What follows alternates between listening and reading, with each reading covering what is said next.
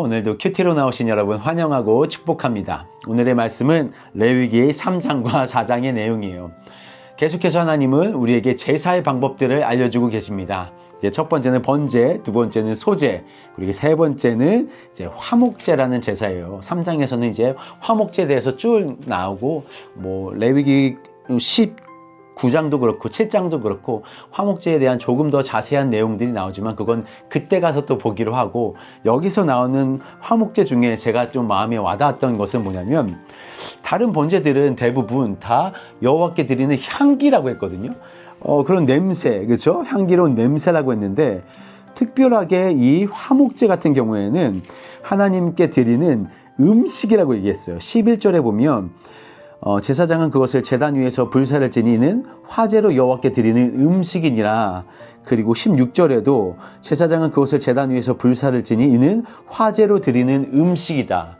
여러분, 이 화목제의 의미가 뭡니까? 하나님께 감사함을 표현하는 것이고, 또한 이웃과의 축제가 있었을 때 화목제 드리는 거예요. 하나님께 드리고 남은 그 동물들의 고기들을 저 옆에 있는 그런 마을 사람들과 자기 친한 친구들과 그 주변의 식구들과 함께 먹는 겁니다. 화목제는 그날 그리고 그 다음날 이틀 동안 먹을 수 있게 되었었는데 3일째는 다 버려야 됐어요. 그러니까 그 한 마리의 그 동물들을 다 먹기 위해서 얼마나 많은 사람들을 초대했겠습니까?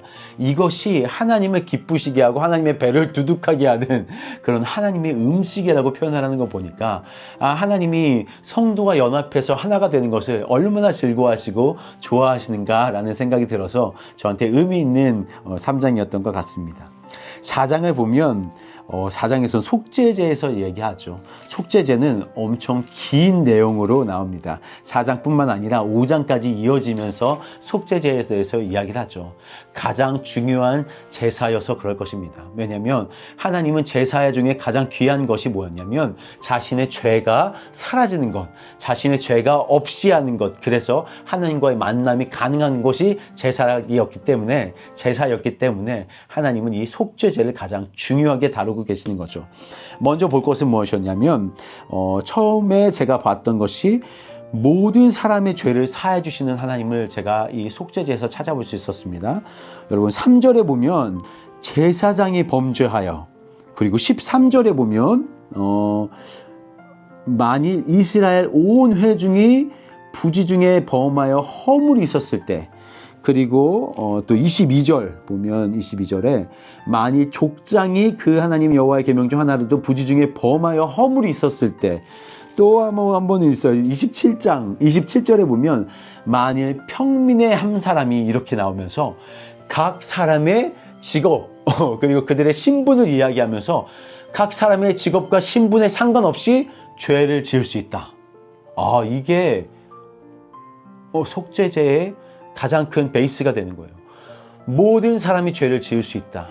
하지만 그것이 진짜로 지어졌든지, 자기가 의미 있게 지었던 자기 스스로 지은 죄든지, 아니면 부지 중에 이런 내가 생각지도 못했던 때에 지었던 죄든지 상관없이 하나님은 나와오라고 하시는 겁니다.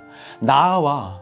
네가 어떤 죄를 지었든지 너의 신분과 위치에 상관없이 나와. 그러면 다 사함받는다.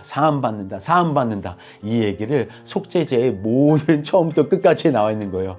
나는 너를 용서하기 원하는 하나님이야 라고 말씀하시는 거죠. 그게 우리에게 얼마나 감사합니까? 너희가 어떠하든지 상관없어. 너희가 나아오기만 하면 나는 너를 무조건적으로 용서할 거야. 이 하나님의 크신 사랑이 오늘 하루에게 전해졌으면 참 좋겠습니다. 또한 제가 봤던 것은 부지 중에 짓는 죄였어요. 여러분, 부지 중이라는 게 무슨 뜻입니까? 이게 모른다는 거예요. 내가 언제 지었는지 몰라요. 내가 어떻게 이 죄를 지었는지도 몰라. 뭐가 죄인지도 모르는 상태에서 내가 죄를 지었다고요. 여러분, 우리의 삶이 그렇습니다. 어제 10월 27일 날 한국에서 엄청나게 큰 집회가 있었죠. 그 동성애 차별금지법을 이제 제정을 반대하는 그런 집회가 어제 한국에서 크게 있었습니다. 세상이 지나가면 지나갈수록 무엇이 선인지, 무엇이 악인지, 무엇이 참된 것인지, 무엇이 거짓이며 죄인지 이것이 판가름하기가 너무나 어려운 세대가 오는 거예요. 지금 세대가 그렇습니다. 야, 내가 보기에 좋은 거, 보기에 먹음직스러운 거 괜찮아. 이렇게 말하는 세대가 되었다고. 여러분, 죄가 뭐예요? 관역에서 빗나간 거. 하나님이 말씀하시는 그 말씀에서 빗나간 모든 것이 다 죄라고 말했는데 지금 이 세상에서는 무엇이 죄인지도 모르고 그 사람들 자체가 야, 내가 왜 지옥을 가? 왜 내가 나는 올바로 똑바로 법을 잘 지키면서 살았다고. 이런 세대가 된 거라고요. 여러분, 부지 중에 짓는 죄, 우리가 나도 모르게 짓는 죄, 내가 이게 죄인가? 내가 언제 죄를 지었어? 근데 그런 죄들을 우리도 모르게 영상을 통해서 어떤 누군가의 말을 통해서 또 나의 가치관의 그런 흔들림을 통해서 하나님은 분명히 옳은 기준을 가지고 살라고 했는데 내 생각이 자꾸 세상적으로 빠지다 보니까 나도 모르게 불평하고 시기하고 원망하고 그런 것들이 내 마음속에서 자리 잡아서 그것이 죄로 나를 이끌어가는데도 내가 모르고 살아간다는 거예요. 하나님은 부지 중에 지은 죄까지도 너 용서받기 위해 나아오라고 말씀하시는 그 은혜의 하나님, 너무 감사하지 않습니까? 마지막으로 또 봤던 게 뭐냐면 누가 그에게 깨우쳐주면 이라는 얘기가 나와요. 23절에 보시죠. 그가 범한 죄를 누가 그에게 깨우쳐주면, 그리고 28절에도 그런데요. 그가 범한 죄를 누가 그에게 깨우쳐주면, 내가 스스로는 알 수 없었던 나의 그 죄를 누군가 깨우쳐줄 사람이 필요하다는 거예요. 제가 여러분에게 여러분 이거 잘못됐어요, 이건 하나님의 길이 아닙니다 라고 깨우쳐줄 수 있는 사람이었으면 좋겠고, 여러분이 여러분의 가정 가운데 누군가가 하나님의 법에서 어긋났다면 너희 다시 돌아와야 돼. 누구누구야, 여보, 얘들아, 우리 똑바로 살아야 돼. 하나님 앞에서 그렇게 깨우칠 수 있는 사람이 여러분이 되면 얼마나 좋겠습니까? 그런데 아무도 그것이 무엇인지 모르고 죄 가운데 살아갔을 때 성령 하나님께서 우리에게 오셔서 우리를 깨우쳐 주신다고 말씀하셨어요. 우리는 죄를 알지도 못하고 죄가 무엇인지 전혀 파악하지 못했을 그때 하나님께서 내 마음속에 들어오시면 죄가 죄로 보이는 거고 세상에 더러운 것이 더러운 것으로 보이게 되는 일이 일어나는 겁니다. 그래서 성령이 충만한 베드로가 사도행전에서 설교하잖아요. 2장 3장에서 베드로가 설교를 하는데 많은 사람들이 갑자기 마음속에 찔림이 생겼다 그랬어요. 성령님이 그 안으로 들어가시자 그들의 찔림이 생기면서 그럼 이제 우리가 어찌합니까? 이제 내가 어찌할꼬? 라면서 통곡하며 회개하는 일이 일어나는 거예요. 성령님이 여러분 안에 들어가셨을 때, 깨우쳐주는 자가 여러분에게 있을 때 여러분 죄가 무엇인지를 여러분 발견하게 되는 거고, 결국 그것을 발견되었을 때 더러운 이 죄, 내가 하나님 앞에서 다시 씻음 받아야겠다 라는 그 결심과 함께 하나님 앞으로 다시 나아가는 일들이 생길 겁니다.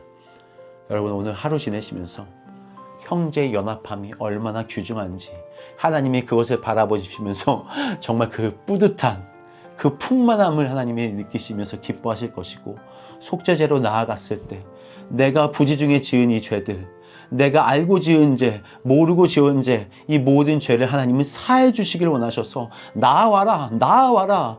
그런데 내가 그것을 알 수조차 없는 상황이 되었다면 성령 하나님이 우리에게 누군가를 통해서 아니면 직접 우리 마음속에 말씀하실 때 주여 내가 어찌하겠습니까?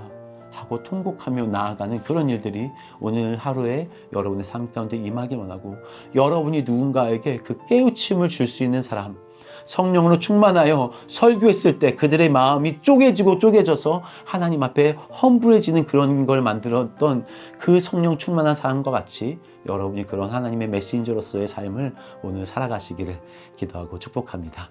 감사합니다.